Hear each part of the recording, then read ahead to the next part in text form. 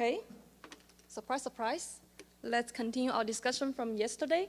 Yesterday, we ended at that we get the partition function, Simon's partition function for one ideal tetrahedron. I also give you the exercise, which I went a bit fast. Let me just tell you what's important here. In this exercise, it's important to realize that the dimension of the phase space on the boundary of an ideal octahedron, which is screwed by 4 ideal tetrahedra, the dimensions is 6, and the coordinates are the 6-dimensional phase space have 6 coordinates. They are taken to be x, y, z, and their conjugate momentum, they are px, py, pz. And this is the partition function is the 4 partition function for ideal tetrahedra, and put them together. Here, I have the w and w2. They are just function of the x, y, z, and x, y, z tilde here. Okay, now we continue to construct a partition function for a bigger 3-manifold. So we want to construct, so we described here's 2.3. We describe the phase space on the boundary of a graph complement 3-manifold, like this one. And then this is classical, and from this, we want to construct, eventually, the partition function on this 3-manifold. Okay, recall that yesterday I told you the ideal triangulation of this 3-manifold is composed by 20 ideal tetrahedra. And from this exercise, why it's important? Because these 20 ideal tetrahedra can be split into 5 groups. Each group is an ideal octahedron. And so it's composed by 5 ideal octahedra. And then the phase space, when we glue these 5 octahedra together, ideal octahedra together, there's no extra internal edge, so there's no more constraints, gluing constraint to impose. So the phase space, the phase space of this boundary is just simply the direct product of 5 phase space, each for the one ideal octahedron. And so the dimension of this phase space just equals to 30, because I have each ideal octahedron, I have the phase space 6-dimensional, 6 dimension, and I have 5 of them. So the eventual phase space is 30-dimensional. And then, then we just do the same thing as here. Then the partition function on this bigger boundary is just the product, the product of 5 partition function, each for one ideal octahedron. Great, but we don't want that. We want to change the coordinate. Here the coordinate, each coordinate for each ideal octahedron is the x, y, z, px, py, pz. But we want a better coordinate, because we want to, okay, so let me do the symplectic transformation, because we want to change the coordinate. And because we want to get a better coordinate for imposing the simplicity constraint. So this is the purpose of this. And let me write out what is the symplectic transformation. Originally, let me write the original coordinate. I group them together to be a vector. It's a vector of length 15, because I have 5 octahedra. So then the original coordinates are just x1, y1, z1 for the first octahedron, and then x2 and continue, and then I have x5, y5, z5. And their conjugate momentum are just px1, py1, pz1, and continue to px5, py5, and pz5. Okay. To perform a symplectic transformation is described by a symplectic matrix.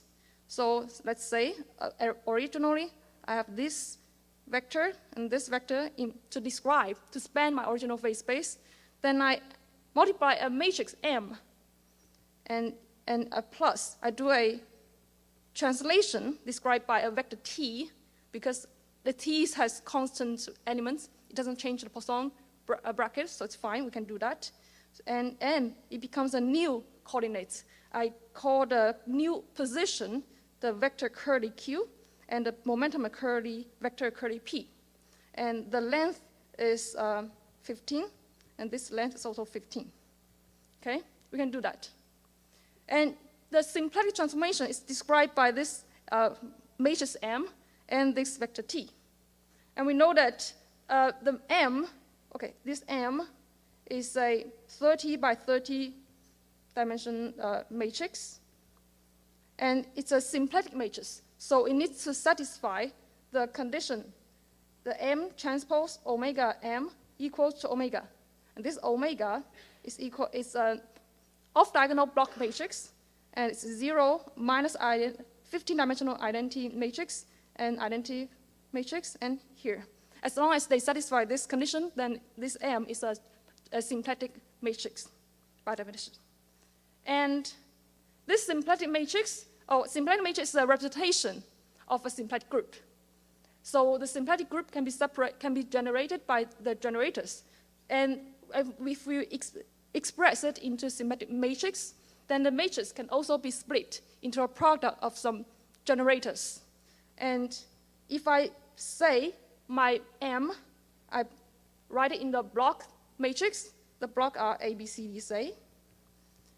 And now I assume that the B matrix, this matrix, is invertible. So if I assume this, the determinant is non-zero, then there's a unique way to split it into generators. It's as follows. First, I have an 15-dimensional identity matrix here in the diagonal part, and this is 0, and this is D times B matrix. And the second one is just the omega. So it's like this. And the third one is similar to the first one, but I change the off-diagonal matrix to be A, B transpose, 0. And the last one is a diagonal block matrix, minus B inverse transpose, and minus B and 0, 0. You can check it yourself that it is true.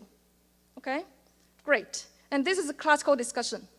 What about, after we do the quantization, let me put it on the right-hand side, then the phase space here, phase space is quantized to a Hilbert space. We call it a kinematical Hilbert space. It's on the boundary of this 3-manifold. And we will construct some wave function in this phase space. Now the phase space has more dimensional elements and coordinates, so it will be a function of a vector mu, a vector m, just a generalization of what we discovered for one ideal tetrahedron yesterday.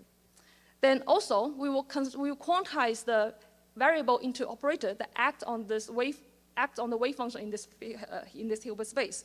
So we have the operator mu, vector mu hat, vector mu m hat, vector nu hat, and vector n hat. And this is a Hilbert space. And we want to do the symplectic transformation in classical level, and quantumly, that gives us the unitary transformation. We all know unitary transformation in quantum mechanics, and we will, after the unitary transformation, we transform the wave function in the Hilbert space. It also transforms the operators. These are the operators that act on the Hilbert space. So I don't need to tell you how they do, because you're familiar with quantum mechanics. And let me just tell you. So here, I separate the symplectic transformation into different types, different generators. And each one of them corresponds to one type of unitary transformation. And let me just tell you the result. So at quantum level, and let me give them the name. Okay, this one, I call it a U-type. And it's uniquely described by the matrix B. And I would say the U-type of B inverse transpose. And this one, we call it T-type. And it's uniquely determined by the matrix AB transpose. And this one, we call it S-type. And this one is also a T-type, but in terms of matrix DB. Okay, each type of them corresponds to one unitary transformation, one type of unitary transformation. And the U-type first. And U of the minus B inverse transpose, when we act this on a wave function, it gives us a new wave function, which is a function of mu and m. And the result is that it's given, it's the square root of determinant of minus b, because b is not invertible, is invertible as we assumed, so we can calculate this to be non-zero, and times f. We changed, this b matrix changed the variable in this wave function. It changed to minus b transpose mu and minus b transpose times m. And this type just corresponds to some rotation in the position space and the momentum space separately. And the next is the T-type. And the T, if I use this one as the T of AB transpose, it acts on a wave function, gives us a new wave function. And this just multiplies this original wave function by the following. It has the -1 to m times AB transpose and times m, and exponential of I pi over k, and minus vector mu times AB transpose times mu, plus m dot AB transpose and times m. And this factor just acts on the original wave function. Because this T-type is, as you can see from this matrix here, it keeps the position unchanged, but only change the momentum. You know that momentum is quantized to a derivative, let me finish, it's quantized to a derivative operator, and that's why there is a factor adding here. I see a question. Okay, thank you. Maybe naive for your question. Is it that B is some generator of the transformation on the simplification manifold? So I am wondering how I relate to the rotator in the position space. How, the B? Yeah. So it's very simple. So I have A, B, C, D. Then I just multiply the position. But I mean, M is L is some transformation on the simplification manifold, right? Right. But here you see rotation is be in the configuration space. Oh no, the wave function is a function of the position. Okay. Okay, so it's also in the simple in the phase space. Well, the simplex transformation change the coordinate in the phase space, but the unitary transformation transform the wave function into a function of the position. Okay, I see. Yes. Thank you. Okay, let me delete this part. Okay, we finished two types. Excuse me? Yes. So there is a question here. So one question is like you see this M satisfies some equation MT omega M equals Right. to omega. So that means like this A, B, C, D also satisfies some equation. No, we plug in the A, B, C, D in the M, and then this M needs to satisfy this equation. That's the definition as a symplectic matrix. And the second question is like, is each factor in this M is a symplectic transformation? Oh, you mean in this one? Yes, because Yes, each one is a symplectic transformation. Okay. Okay, and S-type. You see from the matrix here, it has only off-diagonal matrix, so it just corresponds to a Fourier transform. So it transforms a wave function as usual in the Fourier transform. And here, the position is 15-dimensional space, So I have k to the 15, and then I have sum of the n vector. Each element is an integer mod k. And I also have the integral for the new, which is continuous variables, and then I have a factor for the Fourier transform. And then this is the function of nu and n. This corresponds to Fourier transform. Okay, and so this is also a t-type, so I don't need to repeat it. But we also have this t. And this is just a translation. So we call it sigma denoted, captured by this vector t, translation. And this acts on the wave function by just translate this vector mu by a constant. And this q is just a function of b. It's actually b plus b inverse. I told you b is a phase, so of course it equals to twice of real part of b. And if you're seeing this in quantum mechanics, you see it's familiar. If you are not, I also describe it in more detail in the lecture note on page from 20 to 22. Okay, you can check that out.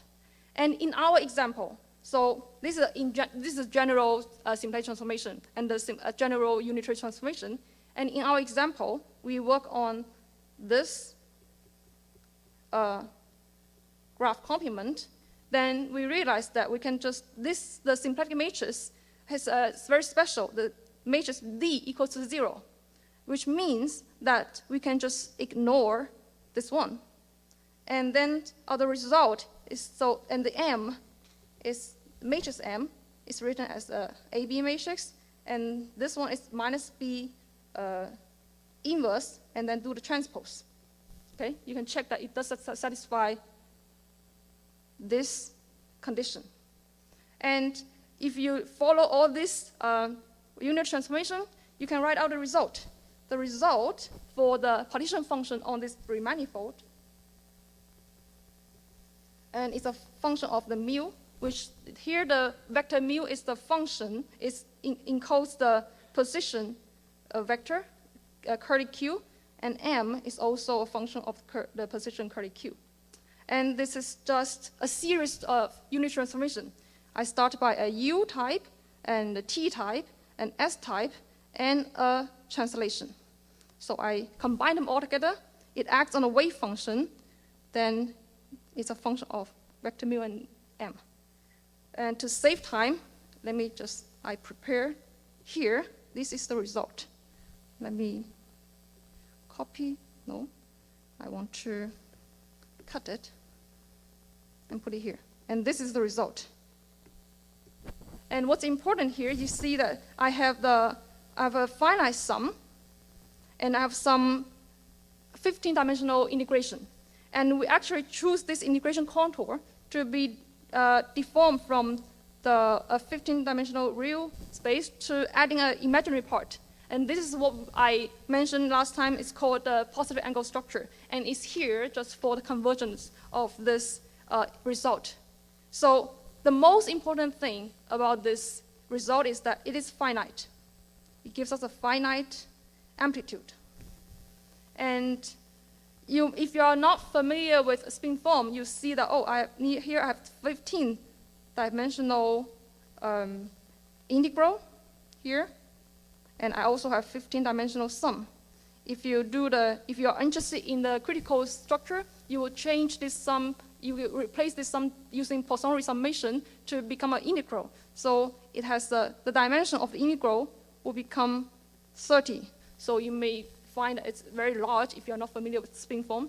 But Hongguang also told you in his lecture that in EPRL, and when you study the critical structure, it has a 44-dimensional integral. So you will not be very upset if you are familiar with EPRL. So this spin form, this partition function is that its complexity is just comparable with the EPRL, right? And I told you that I want to do the symplectic transformation just to search for a better coordinate for imposing simplistic constraint. And here's the important thing. We want, and these coordinates are denoted by Q and P.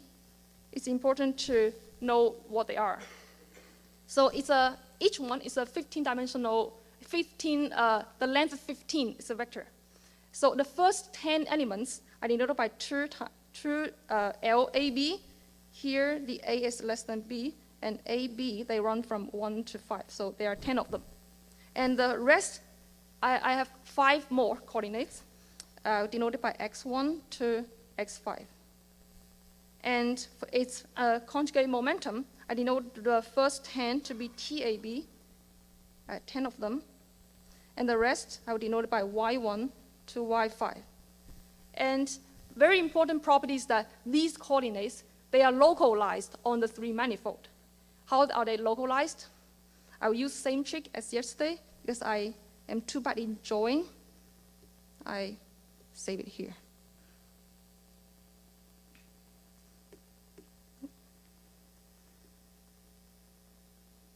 Okay, this is the graph complement here. And they are localized in the following way. And the first 10 elements, each of them is associated to an annulus. For example, here the graph complement on the boundary, I have a 5-fold sphere, and I have 10 annuli. And for this annuli, I have the 2L, 2,5, because it's the sphere S2 and S5. And also the TAB, I have the T25 associated to this annulus. And what about the X and Y? They are localized on the fold sphere. So on this fold sphere, S5, I have X5 and Y5. And on this fold sphere, I have X1 and Y1 and so on. And actually, you'll see later on that these coordinates also encode the geometry of a 4-simplex. In particular, this L, they encode the area, which is right here, L, 2L, encodes the area of triangle. And this T, they encodes the dihedral angle hinged by the triangle. And this X and Y, they encode the shape of tetrahedron. And you'll see part of it very soon. And what are these coordinates? Okay, so these are coordinates of the phase space. What's a phase space? It's the moduli space of flat connection. So these coordinates, they must be function of connections. And using connection, we can write out the holonomy.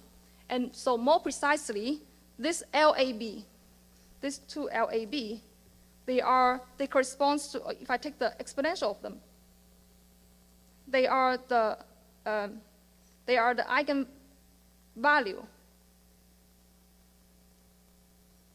of some holonomy. What's the holonomy? It's the holonomy that surrounds this annulus. I will call it H25 here. So it's eigenvalue of the holonomy HAB if it's e to the true LAB. And this, what about the X and Y? Let's say I have XA and YA. They are the four-controllable coordinate. So this is an important thing that we will use later. They are the coordinates on the four spheres, so SA. Okay, that's the important thing. And now I've told you how to describe what is the result for the partition function on this 3-manifold. So yes, we finished the task 1. Now let's go on to do the task 2, to impose a simplicity constraint on this partition function. I see a question. Just a quick question. Can you go up? Can you remind what x is in Zx, right at the end of the partition function? This x? Oh, no, in the partition function, in the full expansion, on the right you have z here. and subscripted by x or maybe... Oh, sorry, my mistake. This Zx, sorry, this is not just a wave function. I should write it explicitly. I have five partition function, each for one octagon. And I call it Z cross. Yeah. Okay. Yeah, Okay. thanks Thank for you. asking. Thank you. I forgot to mention this. Okay. Okay, task 2. I want to start a new chapter to impose a simplicity constraint. And it's on this partition function that we just got. Okay, how to impose it? Remember, our goal is to make sense of the continuous simplicity constraint, which is F equals to lambda of 3 UHE. And we want to make sense of it on the boundary of this 3 manifold. Right? How to impose it? Now we want to learn something from EPRL. Let me remind you, in EPRL, we have the discretized B field first, and the B associated to a triangle, and is defined by integrate for the continuous B field over this triangle. And we say that the simplicity constraint is to require this discretized B field to satisfy 2 conditions. The first one is that there exists a normal, a vector that is a normal to this triangle. So the inner product of the N and the discretized B field equals 0 for all the triangle in the tetrahedron. And second, we asked that if I sum over all the discretized B field for the triangles in the tetrahedron, it gives us 0. And this is the closure condition I told you. Now, we want to generalize it, the simplicity constraint, also in our model. How to generalize it? Well, naively, let me just first discretize the F field. Well, naively, I could just do the same thing. I can define F associated to a triangle, and it's a smear of the continuous F field over a triangle. But wait a minute, we don't have triangle, we don't have tetrahedron, because we want to impose this constraint. This is on the boundary of this 3 manifold. Then on this 3 manifold, there's no triangle, no tetrahedron. So this naive definition doesn't make sense. How to make sense of it? So we say yesterday that this boundary can be separated into 2 types. It has some four spheres. It has some annuli. And now I want to tell you that this four sphere can be related to a tetrahedron in the following way. We realize we have the observation that the triangulation of a four sphere is actually the boundary of a tetrahedron. How to see that? So I have a four sphere like this. I have a 4 hole. Now I want to triangulate it. That's just to make a triangle to surround each hole. So for this hole, I draw a triangle. In the second hole, I have a triangle. And the third hole, I have a triangle. And automatically, the fourth hole is surrounded by 3 edges. 1, 2, 3. So it's also a triangle. So this is another way to make it more clear is to draw the red line in this way, so tetrahedron. And inside each triangle, I have a hole. And this is another picture to see that. And we just denote this triangulation. This, I call it the SA, the four sphere. And the triangulation of this four sphere, I denoted by tau A. Okay, we know this relation between the four sphere and the tetrahedron. Then we can just translate what's the discretized B field in our model. So we define the discretized F field equals to, I have the absolute lambda over 3, and the B field. We know how to define the discretized B field in EPRL. We just immediately use it. So it's associated to a triangle, and this triangle is surrounding one hole. So I say this B field is a triangle associated to a hole, let's say P. And no, this is not this one. So I would say there's no, the F field is also associated to this hole P. And this is defined on a Fourier sphere SA. And this B field is, a discretized B field is associated to a tau A, which is a tetrahedron. And maybe that's it. But another different things from the EPRL is that we don't want to smear over a triangle like this, because we only want our magnetic flux to be on the hole, right? So how to do that? So this is not really what we want. Instead, let's consider a coordinate patch. Consider a coordinate patch that covers this hole, and it's 2 dimensions. So I have 2 coordinates, x1 and x2. And now I put this hole at the origin. And I only want my magnetic flux to be at the hole. So I will add a delta function in this coordinate patch, and I will have dx1, dx2, because it's 2 form. Okay, this is how we define the discretized F field in our model. Now we have the discretized F field, which is generalize the condition or the simplicity constraint condition in the EPRL to adapt to our model.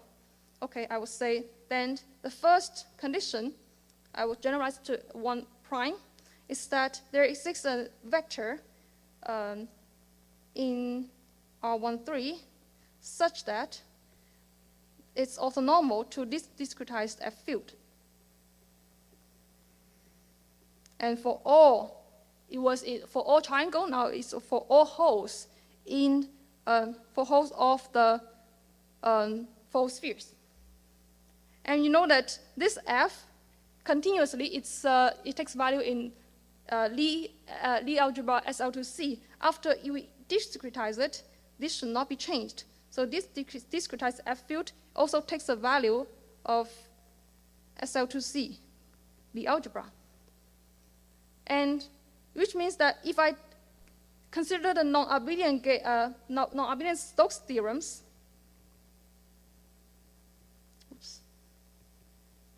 I can do the integration of it. Then I can construct a holonomy around the hole on this Fourier sphere, and it gives us an exponential of absolute lambda over 3 times this B field, discretized B field. And after I exponentiate it, it takes a value in SL2C. So it's an SL2C holonomy. Now, we upgrade this baby version of the first condition. We upgrade it to another version. I call it 1 double prime. It's that, there exists a vector in this R13 such that this holonomy keeps this vector unchanged. So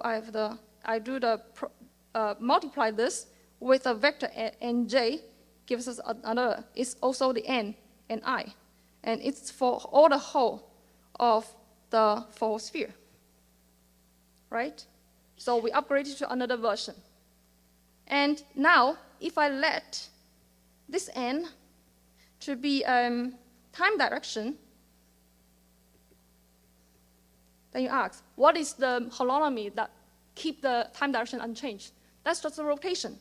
So this means that this holonomy is a rotation, or it's in an SU2 subgroup. Okay, now I can further upgrade this condition to another version. So I have 3 prime. It's that for all the holonomies that's constructed on a Fourier sphere, each is surrounding a hole, we require that all of them, they are in a common subgroup, common SU2 subgroup of the original SL2C group. And this is the final version for the first condition that we want to use and impose on the partition function. Why? Why do we want this?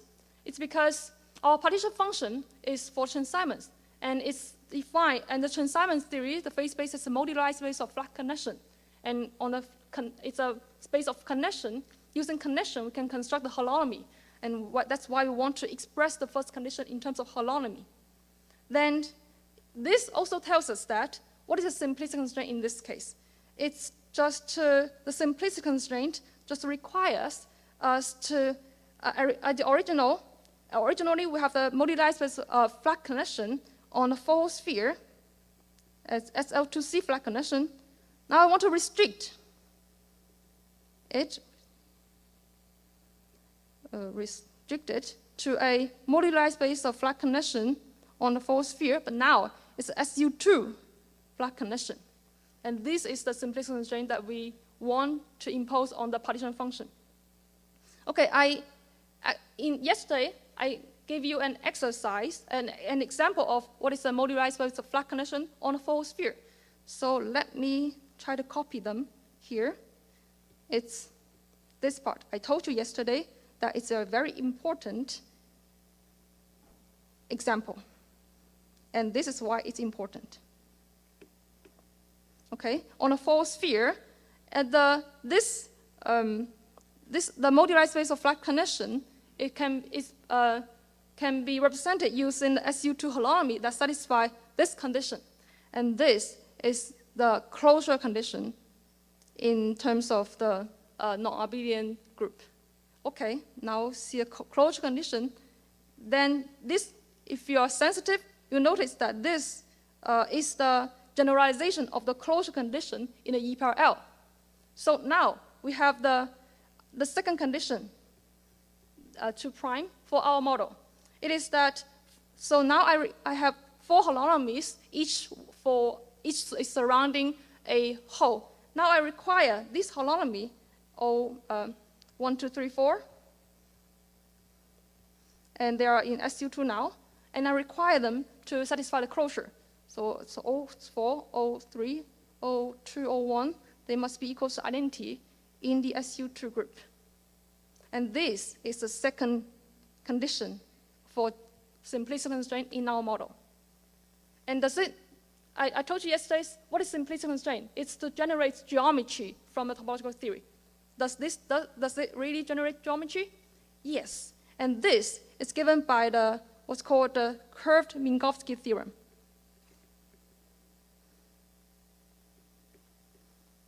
And this is a generalization of the Minkowski theorem that's proven very early.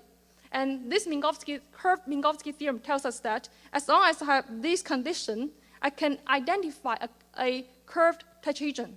And this curved tetrahedron is convex, and it is non-degenerate.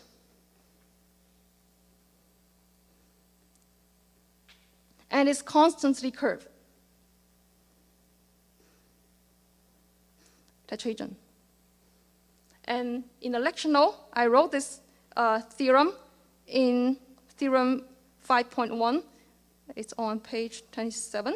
You can check that out. And the proof is given in the literature that also written in the lecture note. Okay. Actually, very powerfully, this Minkowski theorem is suitable for either sign of the curvature. And excuse me. In particular, if my lambda is positive, this identifies a spherical tetrahedron. It's something like this. And this is embedded in a 3-sphere, and it's flat embedded in the 3-sphere. And if it's lambda is negative, this identifies a hyperbolic tetrahedron, something like this. And this is flatly embedded in the 3 hyperbolic 3 plane. Okay? And how does the Minkowski theorem identify a geometry of tetrahedron? It says that for this holonomy here, each of them encodes the geometry of one triangle in this curved tetrahedron in this way. So this holonomy, suppose is holonomy around one hole, which corresponds to a triangle, is expressed as exponential of lambda over 3. It encodes the area of this triangle and the normal vector of this triangle. And this normal, because it's curved now, so we have to define this normal at some point. So let's say we have 4 vertex, 1, 2, 3, 4. then this holonomy has a base point. Let's say it's 4. Then this is the holonomy, 04. And the normal is defined at the base point of this holonomy. I choose it to be vertex 4, and dot product is tau. And this tau is just the SU2 generators, and it's Pauli matrix over 2i. Okay? Now, we know what is the new version. I told you is 1, 3 prime, and 2 prime. This is a new condition of simplicity constraint in our model. Then how to impose them? We want to impose it to the partition function. And we know that our partition function, they are the function of 2L AB. I have 10 of them, and some XA. I have 5 of them, right? Then how do we, to impose them, I also told you that this L, they are the eigenvalue of the SL2C holonomies. And this holonomy is associated to a annulus, like here. Let me just draw one annulus as an example. So I have one annulus here, and it connects 2 fold spheres. Let's say this another one hole SA, and this another fold sphere SB, and this is the annulus. And this holonomy, HAB, is surrounding this annulus. And we know that on each fold sphere around the hole, I also have a holonomy. Let me call it OA. And this one, I also have OB. Because it's a flat connection. So if we consider the eigenvalue of them, also this HAB must be related to this holonomy OA by some paratransport. So HHAB can be written as some group A or G times OA times G inverse. And this G, it's some SL2C group element. And this, but because of the simplicity constraint, this OA now takes the value of SU2, which means that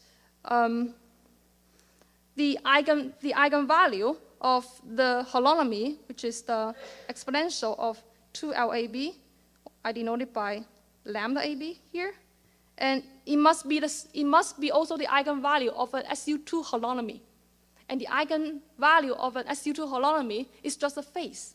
So it must equals to e to the sum I theta. And here theta is a real number. Okay, now we know what does simplicity constraint mean for this coordinate. It means that, this LAB, 2LAB, it must be an imaginary number. And then we want to impose this constraint to the partition function in terms of 2LAB and XA. Okay, so I told you that this LAB, I just told you this, that this LAB encodes the area of a triangle. And in particular, the expression, I should tell you this, 2LAB, okay, let me do it later. This 2LAB, they encode the area of a triangle. So if I fix this, then I fix all the area of triangles in a tetrahedron. But fixing the area of the tetrahedron is not enough to identify the geometry of a tetrahedron, because the shape can still be changed. And this shape is, if I fix a tetrahedron has, the geometry is described by 6 variables. If I fix the area, I fix 4 variables, so I still have 2 variables, and they describe the shape of a tetrahedron. Let's say the shape of tetrahedron is described by 2 variables. I'll call it phi and psi. And how to determine the shape? That can be determined by identifying the normal of a tetrahedron. So I give you a tetrahedron, I tell you the area of all the faces. If I also tell you the normal vector of each triangle, then I know exactly the geometry of a tetrahedron. And where is this normal encoded? It's encoded, I told you before, that the exponential of lambda over 3 times the area of a triangle, here's the AB, times the normal vector of this triangle. And the dot product with the SU2 generators, this is our SU2 holonomy that surrounds the whole or is associated to a triangle. And the eigenvalue of this holonomy can be extracted by doing the diagonalization of this matrix. And the eigenvalue are lambda, I call it lambda AB, and lambda AB inverse. So we use some matrix M inverse to diagonalize it. Then the result is in SU2. How do we diagonalize a matrix? We use the eigenvector. And so this M, they are a function of the eigenvector. I call it C. And this eigenvector, it has 2 elements. So I call it C0, C1 is in C2. We also call this eigenvector spinor. So this M is a function of spinor in this way. So the elements are C0, C1 minus C bar 1, bar is a complex conjugate, and C bar 0. And this is in SU2. And this spinor can tell us what's the normal of the triangle in this formula. So the normal of triangle is equals to a transpose of the spinor times a Pauli matrix and times a vector spinor. This is the normal. And I just told you that this C are the eigenvector. What else is eigenvector, if you remember? Framing flags. So this means, why do we need framing flags? I told you that we introduced a framing flag to define the four-controllable coordinate. Who are four-controllable coordinate? They are these x and y. This x is a FG coordinate, which can be defined using framing flags. Now I have the spinor, which are eigenvalue of the holonomy, so they can be used as a framing flag. So we can define, as before, define this FG coordinate XA in terms of 4 spinors. So if I locate them correctly, it will be the same cross ratio as yesterday, 3, 4 over C1, exchange 3 and 2 in this way. And similarly, I can also define, using the spinor to define the FG coordinate Y. And this spinor, they are the eigenvector of an SU2 holonomy, which means that these, if I use them to define the FG coordinate, they are the coordinate in a phase space, which is the moduli space of SU2 flat connection on a full sphere. And that's great, because we want the simplicity constraint just requires us to restrict the moduli space of L2C connection to a moduli space of SU2 connection. So we can do that. Great. Now we translate what is the simplicity constraint to the simplicity constraint that is imposed on the coordinates, which is used to write out our partition function. Let's impose them. One last thing we want to learn from EPRL is the following. In EPRL, there are two types of simplicity constraint. One type is the first class. In the first class constraint, we want to impose them strongly. And the second class constraint, we want to impose them weakly. And although I didn't have time to explain to you, but it turns out that this constraint is the first class, and this constraint is second class. So, so we impose them differently. First, the first class constraint. And this 2LAB, if I parameterize it in the way that I introduced yesterday, I can write it as 2 pi I over k times minus 1b with a mu parameter. I call it mu AB minus MAB. Now, the simplicity constraint require this to be an imaginary number, imaginary variable. then this just means that this mu AB has to be 0. And after that, we know that if I simplify this, it becomes a 2LAB equals to 2 pi over k minus MAB. And this MAB is, again, an integer mod k. So now we want to introduce a notion called spin, which is JAB. It just simply equals to MAB over 2. We call it spin. Then it must take value from 0, 1/2, and up to k minus 1 over 2 when we choose the branch. And so in this spin-form model, we also have some notion of spin. And so this, we want to impose this. This is a classical condition. After we quantize it, this equation becomes an operator constraint. So it becomes an operator, mu hat AB. We want to act this on the partition function, which is a function of LAB, or now I parameterize it using mu AB and the rest. I want it to be 0, because the mu is a multiplication operator. So it must restrict that the solution of this equation restrict to the partition function with mu AB equals to 0, and the rest. Okay, that's it. That as simple as this. We impose the first class constraint, and this is just the result. Great. Let's also impose the second class constraint here. We want to impose it weakly. How? To impose it weakly, we can introduce a coherent state. So we defined a coherent state. I denote it by capital psi. A coherent state is a state that peaks at some phase-space point. And this is a function. So let's say this is the phase space. It describes the shape of a tetrahedron. So, and it has coordinate xa, ya. And my coherent state, if I calculate the norm of it, it must peak at some point. And this point is the phase space point that satisfies the simplicity constraint. I will denote it by x hat A. To satisfy simplicity constraint, it is constructed using spinor.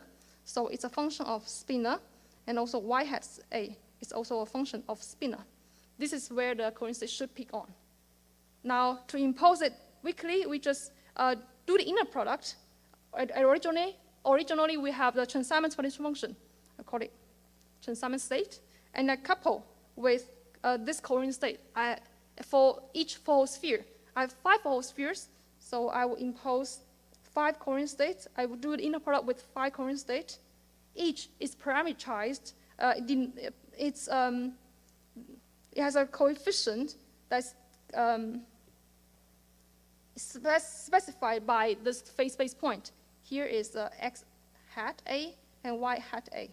And it's a function, because it's a wave function in the Hilbert space, so it's a function of xa, which is a position variable. Okay, great. And or explicitly, and this is how we define let me write it oppositely. And this is how we define the amplitude, the vertex amplitude, or the amplitude for a simplex. If I write it explicitly, I have the partition function on this 3 manifold. After I impose a first class constraint, the mu AB, they all become 0, and the rest, I also have the xa, 5 of them. Now I couple it with coherent state. So I have 5 coherent states. Each one is this. It's a function of xa. Now I couple it. I just do this integration over some measure of this phase space variable, and I have 5 of them. And this is the expression of the amplitude for simplex. The most important property of this is that it is bounded.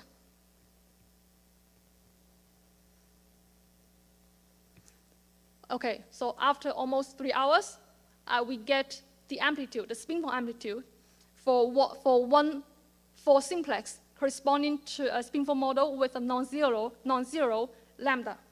And in this analysis, to construct this result, we have combined some ideas of EPRL and some techniques of SL2C Chern-Simons theory.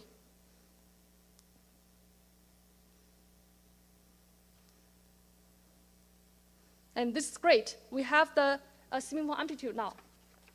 But you can still ask the question, because we are just building a model. Does it really describe geometry? To answer that question, we need to go to the classical limit. So in the last part of my lecture, let's talk about the classical limit of this amplitude. What is classical limit? We defined the classical limit to be that the Planck length is very small. And this means because the k equals to 12 pi over Planck length squared, absolute lambda times gamma, then this k must go to very large, approach of infinity. But we also want to keep some geometry, the geometrical quantity, to be finite. Quantity to be finite. And in particular, we want the area of each triangle to be finite. And maybe I didn't make it very explicitly, but this is proportional to the spin JF. Let me write AAB better. JAB over K. I want this to be finite. This means that this JAB, the spin, also has to go to infinity. Oh, and these two requirements are our definition for the classical limit. And we call this classical limit the large K limit.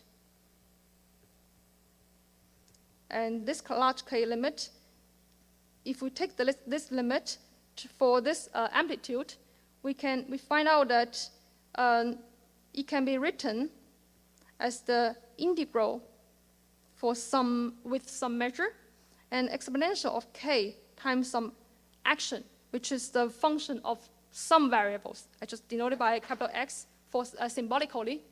For this action, all we can do is the center point approximation.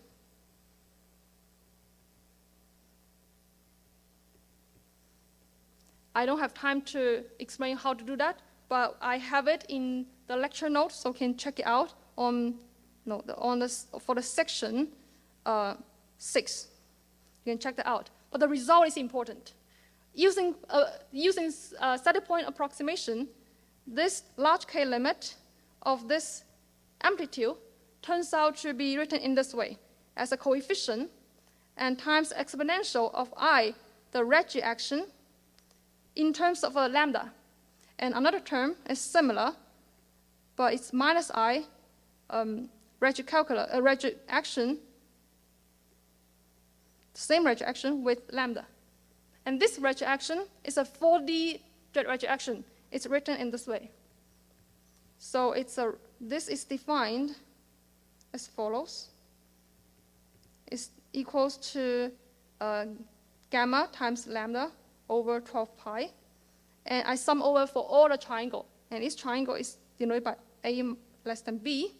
And for this triangle, I have a dihedral angle hinged by this triangle times the area of this triangle.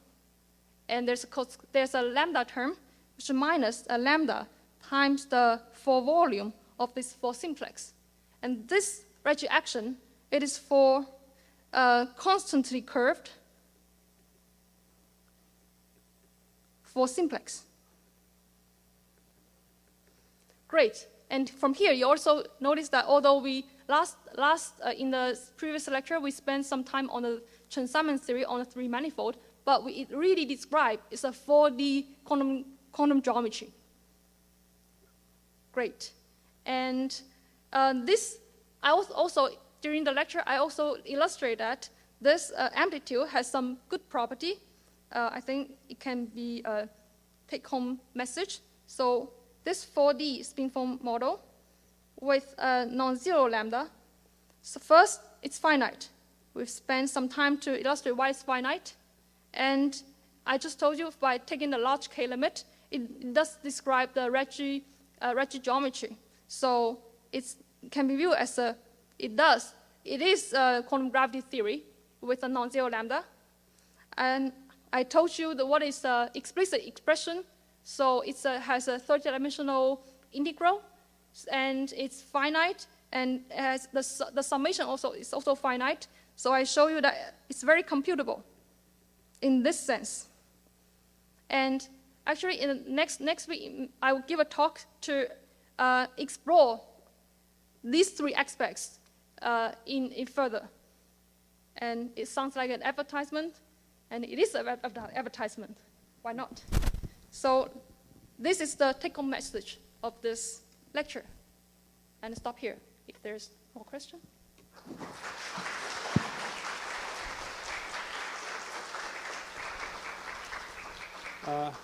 Are there questions? Yes. Thank you. So you said that the conditions on the holonomies, the OABs, that describes a curved tetrahedron, either in the hyperbolic plane or a tetrahedron embedded in S3, right? Now, my question is, when you wrote down the explicit form of the holonomies, that was the exponential of something proportional to the normal vectors to the faces of the curved tetrahedron. But the normal vector we took here to we took here to be at the base point of the holonomy, right? Yes. But if it's a curved tetrahedron, wouldn't the normal vector change as we move along the face? Yes, good question. So we have to define this normal at the same base point. And that's very important, although I didn't have time to explain more detail. Yes, it has to be defined, at one point on the curved tetrahedron. And we choose this point to be a vertex here, to be one of the vertex of the curved tetrahedron. And we use this in the curved Minkowski theorem to identify a curved tetrahedron. Thank you. It's a technical detail. Yeah. If I can comment myself, at some point you use non-abelian Stokes theorem. So in this non-abelian Stokes theorem, there is also parallel transport. Yes. Oh, yes. So probably they use this parallel transport to transport all the vectors to one. Yes, point. exactly. Thank you. Are there more questions? If not, let us thank the speaker again.